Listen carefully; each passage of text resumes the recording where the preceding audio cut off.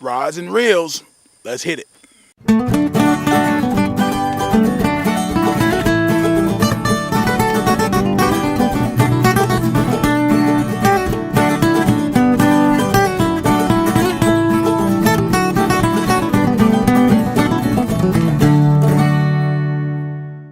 Okay, so you remember I was talking about the mayflies? They may be dead already because they only live like a couple or 3 days, but their bodies are probably still up there falling into the water. And yeah, so 10:22, the bite should start. The moon will be setting at 11 o'clock this morning, so the bite window today is just from 11 to 2 because I got to get back and try to cut grass, all that kind of stuff. But I got my old fly rod out. I got it spooled with a Okuma ABF 20. It's a bait feeder reel. Has a See that? There's a drag there, and there's a drag up here. So two types of drag. That way I can fish this thing like a fly reel. So we are drop shot drifting for bluegill. As you can see, we got our fly there. We're going to put some maggots on here. And I got an old piece of lead core line that I've got a haywire twist on that's going to serve as a weight. The same way we would fish like a cane pole. If you see mayflies, you better fish hard in the next 2-3 days because they won't be here 2-3 days from now. I'm seeing plenty of dragonflies and damselflies, so that's good. Basically, get you any fly pattern and tip it with a maggot, and you'll just basically simulate just about every fly on the river. Again, bait. That's all we're trying to catch is bait. Boaters come through, and they see you fishing. The first thing they want to do is slow down and see what you're doing, and it's like, go away, get your own spots, you know? That's what happens when you troll. You can actually find where the fish are. You don't need a stinking sonar. So again, this is a good mayfly imitation, or any fly really. In fact, if you were, I was thinking about panfish. He was talking about getting into fly fishing. I'd recommend like a 7-weight fly rod, even for bluegill. I know a lot of people will. Oh, come on. There we go.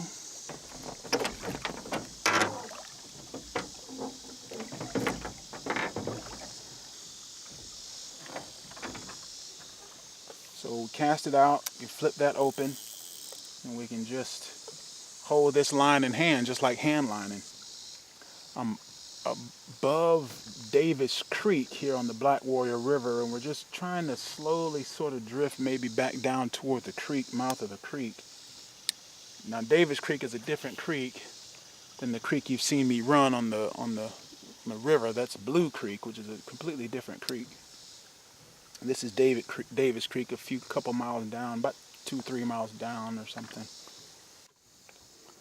Catching a lot of them about this size. A nice little sunfish there. Yeah, those sunfish are real pretty. They got something. Can you see the rod bending? Oh, I love the fly rod. It feels like a cane pole, Actually, it's still smaller than what we normally catch, but again, we're just catching bait. That'll go, man. We lost our one rig, but we put one of our triple threat swivels. Perfect little weight. Doesn't get, and it slinks. It's slinky as well, so it's a perfect little weight. Another advantage of the triple threat swivels. We got another one. They're really stacked up in here in this little, where this water's flowing. I think we're just gonna stay here. Let's go over the rig again. Dropper loop. Got one of my triple threat swivels on for a weight. Maggots with one of my simpler spider patterns. Phillips and 7-weight fiberglass fly rod with a Okuma ABF 20 B. It's the Bravo variant reel, 4-pound line, catching them. You see how high the banks are here. You see these big hills, where sort of the foothills of the Appalachian mountain chain. Well, there's places where one hill ends and another hill begins. It makes a nice little gully, and they all have little inlet flowing, bring nice, cool, fresh, well-oxygenated water in, and it makes a nice little place for fish to camp out and feed and things like that, and that's what we're doing. So let's get a little closer with arid extra dry. It's redundant, right? Arid extra dry. That's like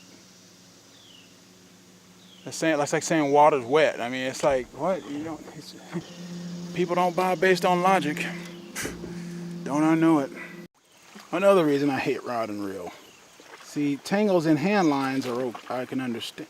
It's just, I mean, I don't get it. Just, all right, I think I've done about all the rod and reel thing I can stand. I'm going up to the river and doing some hand line. See, I'm sorry, I just can't deal with this. There we go, there we go, there we go. See how that parabolic fly rod, boy? Ah, it is fun. Don't give me any doubt. It's a fun way to fish. I just don't like the frustration of it.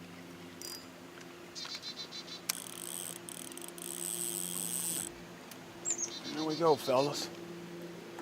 And sometimes it's fun to fish a little pattern like this because none of the bass fishermen are getting your way.